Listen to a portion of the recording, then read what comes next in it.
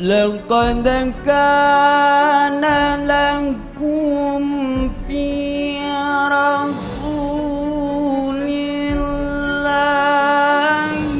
أسوة حسنة لمن كان يرجو الله واليوم الآخر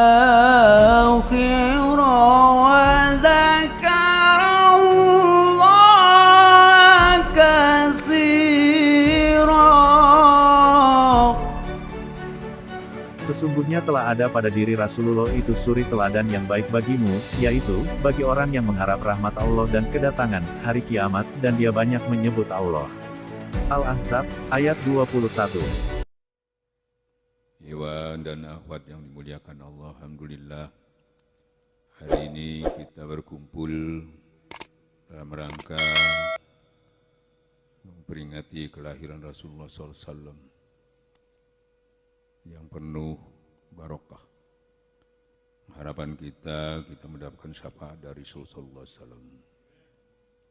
Tadi sudah disampaikan dan terlalu sering disampaikan bahwa Rasulullah contoh tauladan yang terbaik, yang mengharapkan umatnya itu nanti di akhirat mendapatkan keselamatan. Harapan Rasulullah demikian. Dan Rasulullah Sallallahu Alaihi Wasallam itu inti daripada kehadiran beliau menjadi contoh itu dengan banyak berzikir kepada Allah. Intinya di sini.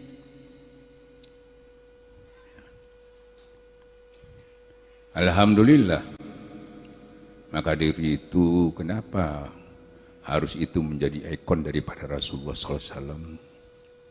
Karena zikir itu satu-satunya kita bisa bersama Allah dimanapun berada, sesuai dengan apa yang disampaikan dalam Quran, alladzi yazkurullaha qiyaman wa qu'udan wa ala junubihim. Duduknya, berdirinya, berbaringnya bersama Allah. Ini yang paling penting. Kalau sudah bersama Allah, berarti full Allah. Kalau sudah full Allah, itu yang dikatakan iyyaka na'budu wa iyyaka nasta'in. Selama ini kita cuma diucapkan.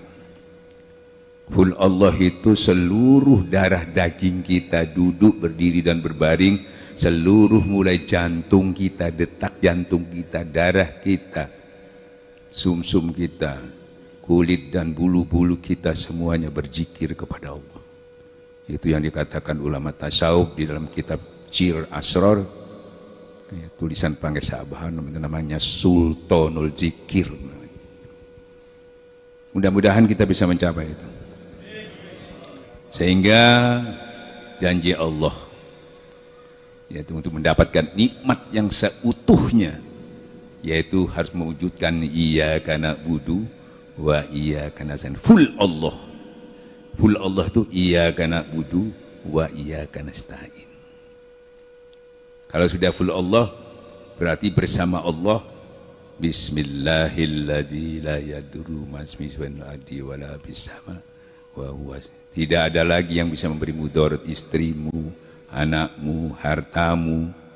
Tidak ada. Bahkan apa yang di langit di bumi pun tidak bisa memberi mudarat kecuali dengan izin Allah. Aman. Iyyaka na'budu wa iyyaka nasta'in. Full Allah.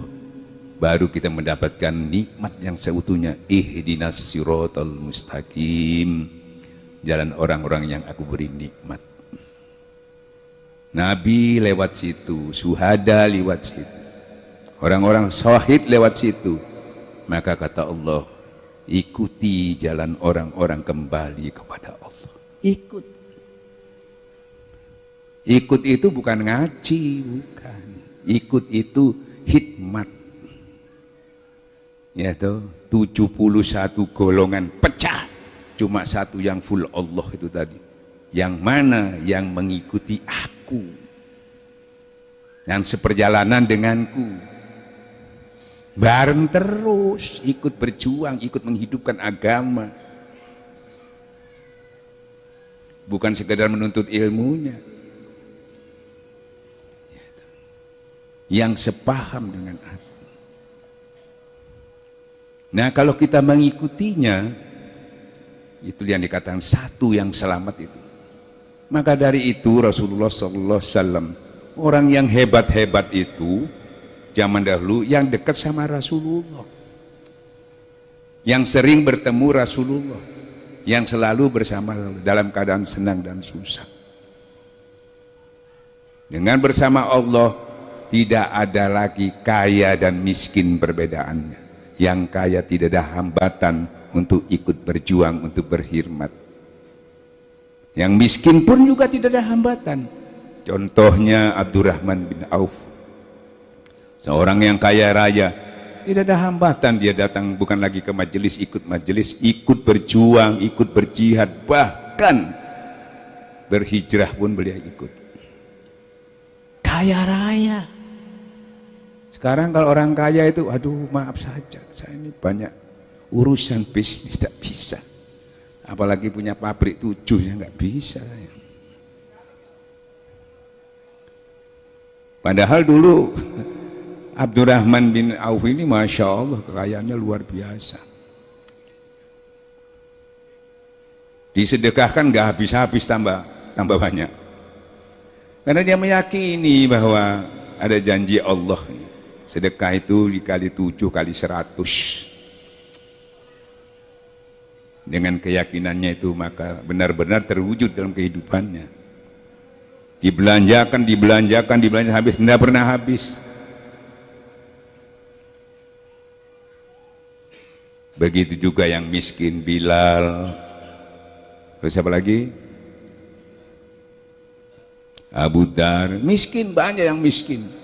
Tidak menghalangi ikut berjuang. Melek bareng, sholat juga malam tidak ketinggalan. Tidak ada bedanya lagi miskin dengan kaya. Sekarang kalau yang miskin, aduh mas aku golek duit kayak mangan dino iki apa melok majelis kaya apa mas.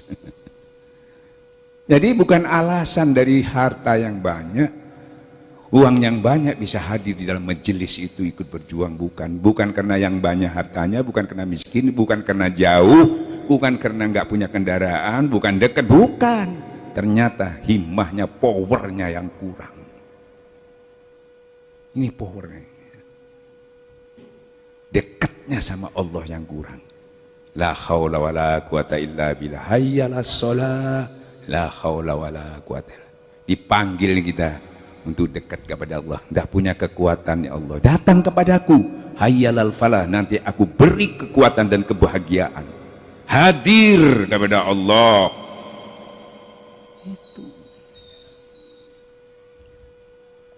Nah inilah torekat itu situ. Bukan torekat itu mencari karomah, bukan mencari keraktian. Itu cukup dengan wirid-wirid biasa, bisa diwiridan bisa. Ini menembus alam-alam lahut jabar terus sampai ke sisi Allah untuk mendapat derajat tertinggi bersama-sama orang-orang pilihan Allah, yaitu para Nabi, para syuhada, orang-orang syahid. Itulah teman sebaik-baiknya kata Allah. Posisi itu harus kita rebut. Dan semua orang bisa, sebodoh orang bisa, asal punya guru. Makanya kata Allah dalam Quran, kalau kamu belum bisa dekat kepada Allah, cari wasilah, cari orang yang dekat kepada Allah, ikuti, selesai. Biar buta juga kamu, kalau kamu ngikut ya nyampe. Tidak butuh pinter, tidak butuh hebat. Ikuti jalan orang-orang kembali. Kita lihat Imam Al-Ghazali umur 36 tahun itu sudah di profesor. Sampai di Ka'bah tidak bisa bertemu Allah, terhijab.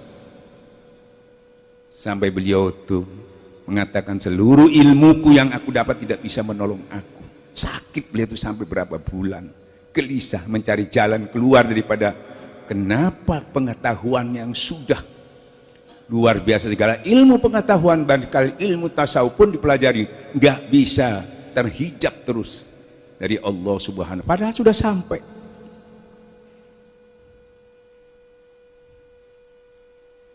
Kata Syekh Abdul Qadir Jalani Qaddasallahu di dalam kitab Sirrul Asrar, hatta kamu punya 1000 kitab, bahkan hafal 1000 kitab, kamu kalau belum ditalkin, belum dibawa wusul kepada Allah oleh guru mursyid yang posisinya diwusulkan, diposisikan di sisi Allah, wukuf, berhenti di situ, jangan kemana-mana lagi, jangan tolak-tolak lagi. Akhirnya beliau sampai mengambil kesimpulan, saya harus belajar ilmu tasawuf. Beli bukunya banyak, gak bisa. Was'alu ahla zikir in kuntum la ta'lamun. Harus ada yang mengantarkan. Siapa yang mengantar? Orang pilihan. Sampai tahu, mulai dari sahabat dulu, tabiin, ulama itu berapa juta. Katakanlah di Sidoarjo ini ulama piro, iso ngitung nih, wakeh, pol, sampai ngambil yang mana, bingung kadang-kadang. Milihnya kayak apa? Ada yang seneng sing surbani gede melo, ono sing seneng sing keras melo, milih, ya tuh. Tapi milih itu tidak mudah. Kamu ini kini orang awam mau milih, ini bener apa enggak bisa namanya. Apalagi yang ada katakan ulama su, yang disampaikan ulama su itu sohe semua Quran hadis loh. Cuma orangnya tuh yang nggak sohe. Nah ini kita udah nggak tahu so, ini dibacaan kalau sohe. Kalau ente tidak mau mengakuti ini kufur sama, memang benar. Bingung kita, gak tahu. Melo milih nggak bisa. Alhamdulillah kita dipilihkan oleh Rasulullah SAW. Gak kau milih. Yang tahu penerus itu gurunya, bukan orang banyak. Sampean kalau punya jadi guru pasti tahu kepada muridnya, oh ini yang bisa meneruskan. Sampean punya perusahaan, tahu oh ini yang bisa meneruskan ini, mumpuni ilmunya. Bahkan walaupun anaknya sendiri kalau nggak mumpuni, dia tidak diberikan. Jadi ilmu bukan nasab, tapi nasab ilmu. Jadi yang memilih itu guru. Kalau di torekat kita kebetulan torekat Qadiriyah Nasabandia Pondok Pesantren Sulaya itu sampai ujungnya sekarang 37 masih. Ujungnya itu Syekh Kiai Ahmad Sohibullah Fatajul Arifin radhiyallahu anhu itu. Bayangkan hampir 1400 tahun cuma 37 dipilih. Saya Abdul Qadir milih sampai ke saya Sambas, sampai ke Abah Sepuh, saya Tolha, Abah Sepuh, sampai ke guru kita. Dia ikut milih, ditunjuk, dan harus waliullah. Kalau enggak waliullah, waduh, gampang dituku, gampang diweden-wedeni. Harus waliullah yang tidak punya cemas dan takut, dan mempunyai akhlakul karimah yang tinggi, tidak pernah menyinggung orang lain, tidak pernah memeriksa pelajaran orang lain, tidak pernah menyalahkan pelajaran orang lain, tidak pernah. Sekarang guru, maaf ya, kalau kita ya lihat di YouTube kan nyalakno terus, iki nyalakno bendino ngono, iki nyalakno gak leren-leren. Padahal yang disalahkan itu jawabannya Quran hadis, yang menyalahkan juga jawab Quran hadis. Lama-lama iki Quran hadis ini nilainya bagaimana? Kecuali satunya kitabnya Mahabharata, nah itu sejemane. Wong sama-sama Quran hadis. Saya kaji di mana kelemahannya. Nggak ada yang salah, bener kabeh. Nah, ini saya kasih satu jurus supaya sampai itu nggak salah milih. Apalagi sudah dipilihkan, supaya tahu aja kenapa kok ulama itu sering ya toh saling menyalahkan, padahal podo gak salah. Ya, nah saya beri contoh, ini sudah sering saya sampaikan kepada teman-teman. Pertama-tama, misal saya beri ilustrasi supaya tahu. Misalnya saya kebetulan mau jalan-jalan ketemu salah seorang kiai. Kiai ini jujur, tidak pernah bohong. Ya, jujur, pinter, walim. Mau kemana Ustadz? Misalnya, dia mau jalan-jalan. Itu sampai ndak kepingin tak ketemu ono wong apik dok ngono iku, orang baik sekali, luar biasa alim. Coba sampai datang ke sana. Ya itu. Oh ya, saya akan datang ke sana. Orangnya luar biasa. Itu. Karena saya memang kepingin mencari ulama, mencari kiai yang bagus, kebetulan ada yang nunjukkan, kan saya datang ke sana. Di perjalanan itu saya mau sampai dalam jalan ketemu lagi satu kiai. Mau kemana Ustadz? Saya mau ke Kiai Isipulan itu. Katanya beliau, jadi si kiai ini luar biasa baiknya.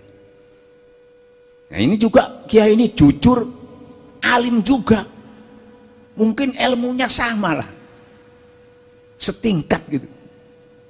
Jujur juga, tapi dia ngomongnya beda. Yang mana itu katanya? Enggak, biasa aja saya ketemu. Enggak seperti apa yang dikatakan sehebat itu, biasa aja. Bingung enggak sampean? Enggak bohong loh ini. Kalau bohong sampean enggak bingung. Ini enggak bohong kok. Saya yang bingung. Ya apa ini? Cing bener ini. Padahal ini jujur juga, enggak pernah bohong. Jalan lagi persis mau ke depan rumahnya, keluarlah ada lagi kiai, tonggonya. Loh, Ustadz mau kemana? Loh, ini katanya ada ulama di sini yang luar biasa. Saya diberitahu si kiai tadi, katanya saya mau ke sini, katanya luar biasa begini. Oh, aku bendino ketemu ya biasa ya kayak kiai itu gini. Bingung nggak? Padahal ini juga nggak bohong, bener. Terus gimana sampean supaya tahu persis kiai ini yang paling benar di antara tiga ini siapa? Gimana caranya? Jadi datang ke rumahnya. Nah, isinya terus saya harus masuk ke rumahnya, harus tidur di situ 3 hari minimal. Kan itu? Baru tahu nanti. Oh, yang paling benar itu yang nomor 1 tadi. Nomor 2 setengah benar, nomor 3 ya hampir benar lah. Tapi nggak bocok loh ini, nggak salah, karena dia nggak salahnya di mana? Karena kedekatannya segitu-gitu aja, pengetahuannya segitu-gitu aja, ndak kafah. Wong dia tahunya segitu aja ya sampaikan segitu aja, kan bener nggak salah. Yang tadi juga begitu. Yang tadi yang bertemu sepenuhnya sampaikan sepenuhnya, ini benar semua. Tapi sampean mau ikut yang mana? Podo bener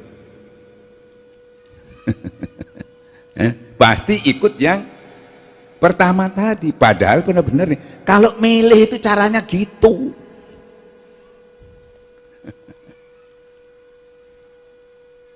Nah begitu juga kita kepingin tahu Allah itu seberapa besar kekuasaannya.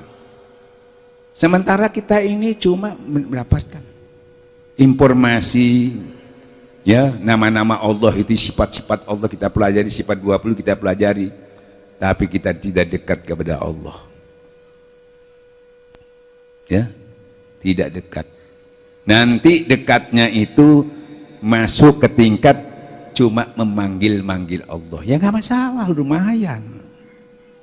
Memanggil-manggil dengan asma-asma dan tujuannya kebanyakan urusan-urusan dunia. Nah itu dikatakan wiritan-wiritan itu. Kenapa? Karena belum bersama Allah, belum bersama, masih memanggil Allah. Makanya ditingkatkan dengan bertorekat, baru kamu ditalkin, dibawa usul oleh guru, diposisikan di sisi Allah, wukuf berhenti di situ, baru kamu bersama Allah. Dan kalau kembali kamu ke dunia, maka di mana ada kamu di situ ada aku, kata Allah. Itu tarekat. Jadi ketika sholat sudah nggak cari-cari Allah, kayak Allah hilang nu endi nu.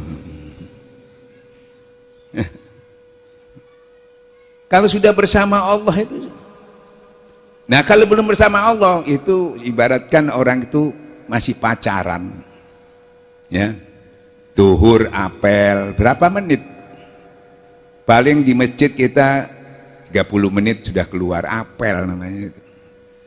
Jadi waktu sholat bersama Allah apel, habis sholat lupa lagi kepada Allah. Kena kudo lagi, la tulhikum amwalikum wala auladu, dilalaikan lagi oleh harta dan anak. Nanti asar datang lagi, ingat lagi. Ya. Selesai, lupa lagi, apel. Nah, makanya perlu pacaran, perlu dirabi, ada ijab kepada Allah. Makanya talqin itu ada ijabnya, yaitu ada perjanjiannya. Innama yubayyunaka innama yubayyunallahu yadullahu faqadi faman nakataba innama yanqutu ala nafsi. Jadi ada perjanjiannya. Itu yang dikatakan bai'at. Seperti orang kawin kan ada ijabnya, ada perjanjiannya. Nah kalau sudah kawin, sudah bersama kan, di mana istrimu, di mana ada kamu, sampai pasti kamu kalau pacaran belum tahu persis siapa sebetulnya pacar kamu itu tadi, apalagi sampai ke dalam-dalamnya. Tapi kalau sudah ijab kabul, sak rahasia-rahasianya kamu begitu juga, kamu akan tahu rahasia-rahasia ketuhanan. Harus sampai ke sana. Nah itu yang dikejar oleh para ulama-ulama ujung-ujungnya untuk mencapai kahfah itu di situ. Makanya Imam Ghazali nggak bisa untuk mencapainya dengan mulai umur 7 tahun nggak pernah dolen ngelmu tok, ngajar tok, sampai jadi dokter, profesor 36 tahun pun belum mencapai itu. Begitu juga Syekh Abdul Qadir, setelah ditalkin beliau tidak pernah lagi debat, dia menikmati zikir itu tadi. Menikmati. Sesungguhnya barang siapa mengamalkan yang ia ketahui, akan ditambah yang dia tidak ketahui. Bukan didebatkan, diamalkan. Nanti yang tidak diketahui dia diberi apa yang dia tidak ketahui, apa yang dia tidak miliki, powernya, semangatnya, keyakinannya, terbuka hijabnya, itu nanti didapat, bukan ilmu lagi. Kalau ilmu lagi itu nggak didapat, jadi ulama su. Kalau ilmu lagi imannya nggak nambah. Sesungguhnya orang beriman itu kalau disampaikan ayat-ayat Allah bertambah-tambah imannya. Tambah imannya. Ini ilmunya nambah terus. Buka kitab terus, nambah ilmu nih.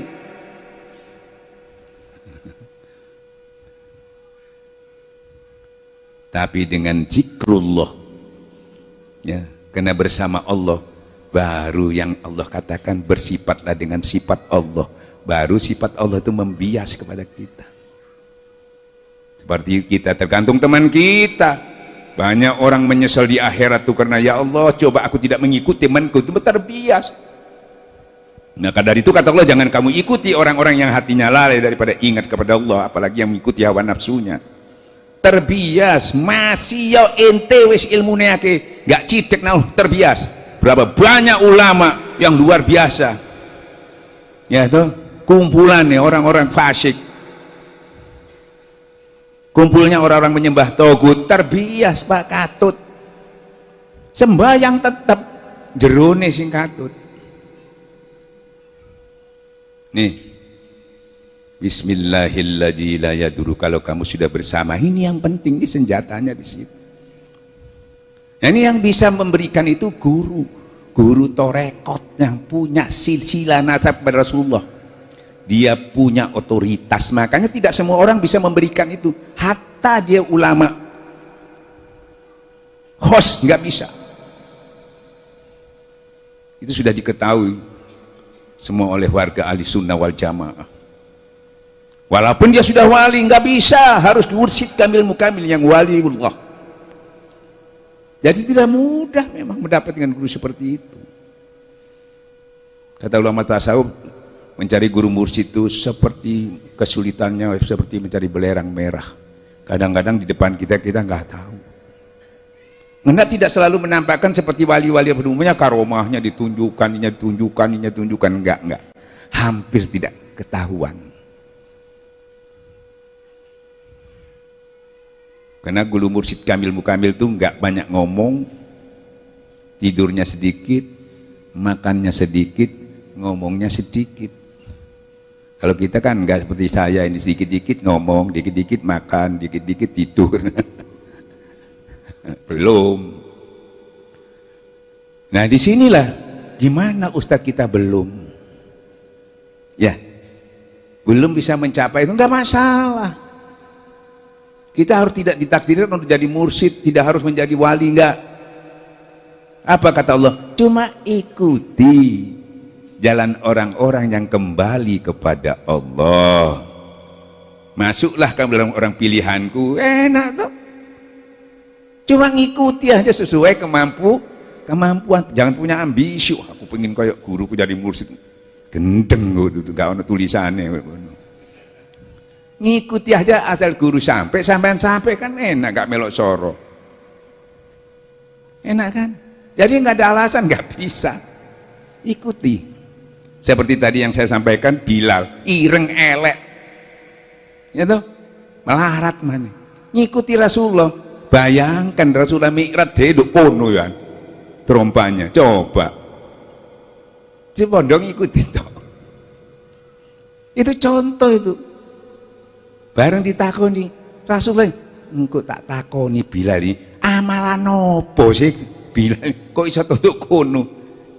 Rasulullah sampe bingung gitu. Wong ireng elek ngono iso tutuk kono ya apa? Kok bukan Abu Bakar Siddiq ngene. Kok Bilal gitu. Emang dicontoh yang paling elek paling jadi sampean sing elek-elek ini aja putus asa maksudnya ngono. Sing melarat-melarat gak putus asa kan sing akeh wong putus asa melarat elek pasti mengatakan gak mungkin aku gitu kan, mesti gitu ya. Makanya nggak dikasih contoh sing ganteng-ganteng itu, nggak dikasih sing elek sing melarat, jadi sampean sih gak putus asa. Ternyata sing paling elek ini ternyata ditanya, Bilal amalan apa kamu itu? Ya kulo setiap hadas besar hadas kecil saya berwudu, dawam wudu atau syukur wudu, sholat syukur wudu. Loh, bondone ngono tok.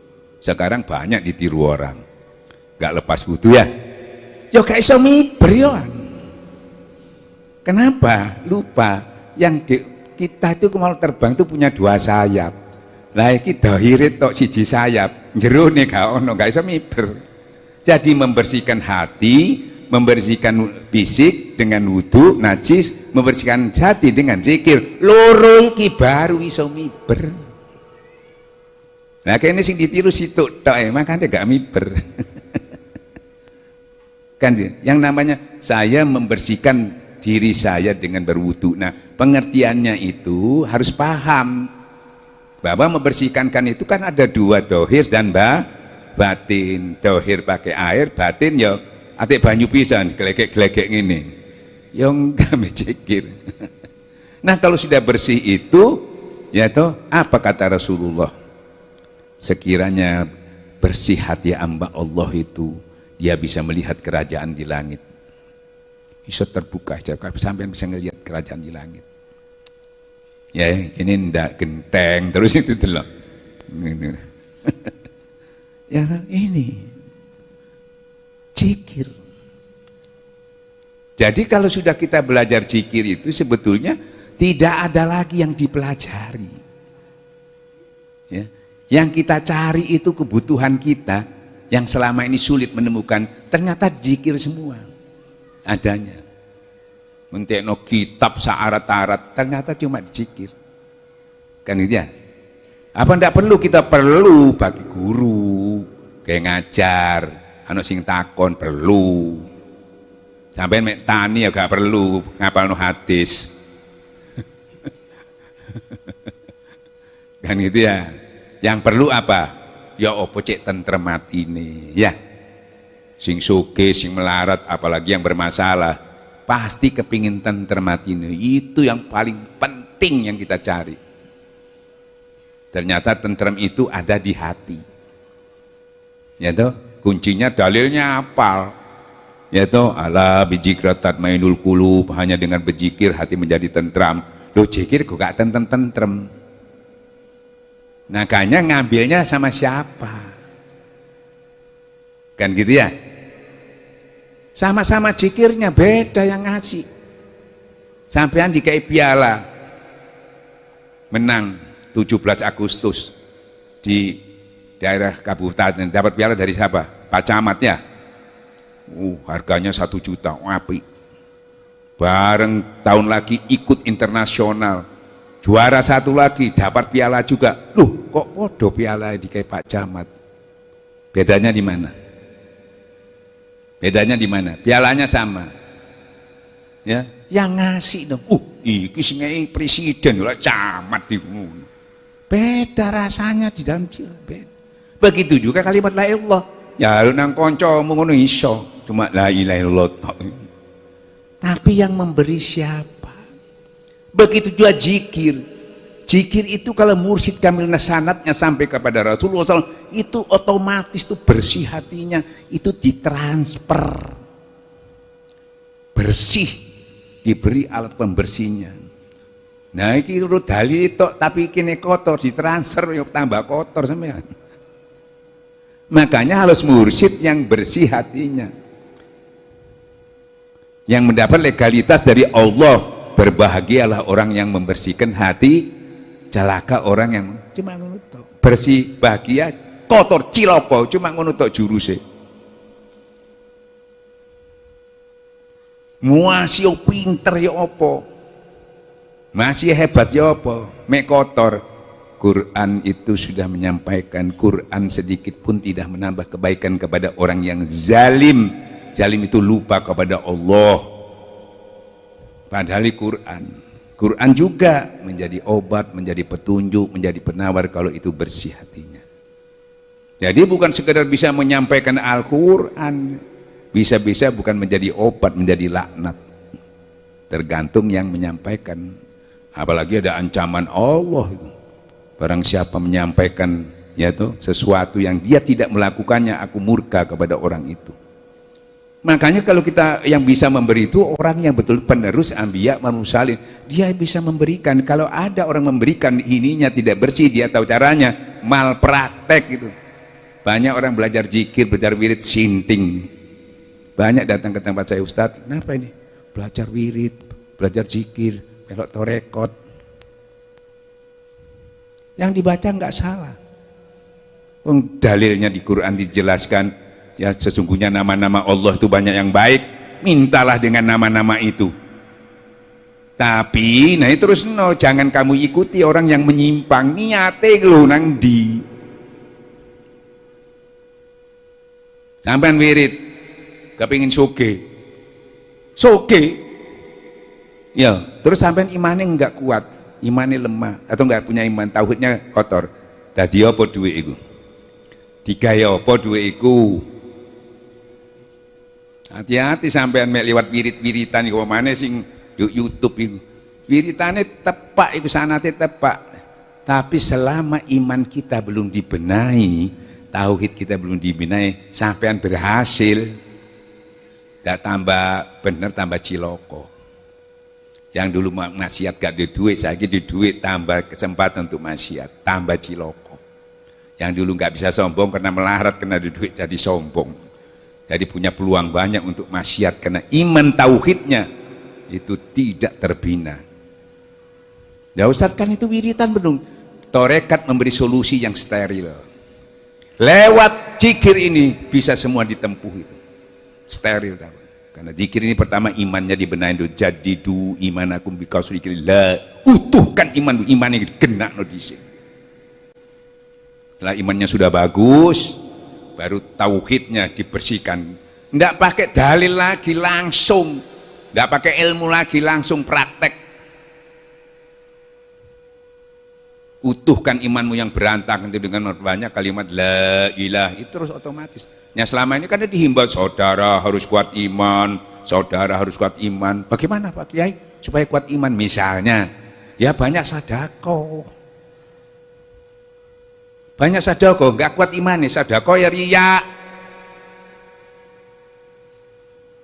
Nah, banyak sholat, pasti sholat riya, imannya enggak. Harus naik haji balak-balik, jadi haji mardut, nggak bisa. Jadi iman dulu semua iman. Baru tauhidnya dibersihkan, dua alat itu. Nah kalau sudah begitu kata Allah dalam Quran, disebut nama Allah sudah getar, nyambung. Ono adzan, waduh sholat. Ono pengajian, getaran ini. Iki enggak, kalau getaran, ono dangdut baru melok goyang-goyang ini. Nah, itu wis diteni sampean iki iman kuat enggak? Terus ditenono dhewe dangdut apa adzan ngono ae. Nek dangdut iki goyang ngene adane enggak berarti durung. Gampang diteni. Nah, sudah iman itu kuat disampaikan ayat-ayat baru ilmu. Di surat Al-Anfal itu begitu, baru ilmu disampaikan bertambah-tambah iman, bertambah iman. Setelah bertambah ilmu tambah, imannya tambah, ngerti betul siapa Allah itu. Tersungkur dia menyerah, bertawakal kepada Allah. Baru dia bisa mendirikan sholat. Baru sholat itu tepat mendirikan sholat, menegakkan sholat. Selama ini cuma sholat. Ya tuh, karena tiangnya sholat, tiang agama, tiangnya dorong ono, makanya cepet rubuh, kena angin. Tiangnya apa?